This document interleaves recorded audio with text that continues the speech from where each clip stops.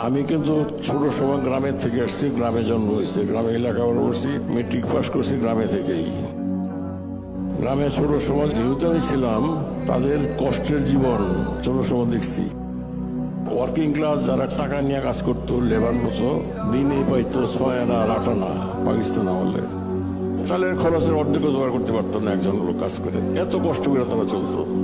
আমরা অনেক সময় বলি ফুড সেফটি, ফুড নিউট্রিশন কিছুই তো ছিল না তখন। বেঁচে থাকার জন্য যেটুকু দরকার শুধু এইটুকু তারা পাইছে। এই পোলট্রি বাংলাদেশে এটাকে রিভলিউশন বলতে পারেন।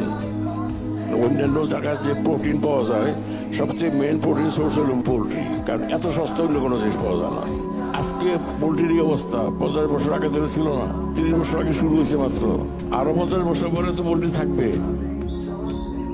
এরকম কিছু করে যান যাতে ভবিষ্যতের প্রজন্ম যারা আসবে, দেশে যারা আসবে, সবারই উপকার হবে। আমরা শুধু লাভের জন্য কাজ করি না, সব সময় শুধু লাভ আমাদের উদ্দেশ্য না। সবার উপরে একটা জিনিস মনে রাখবেন, দেশের লোকের ভালো হইতেছে না খারাপ হইতেছে, দেশটা তো আমাদের।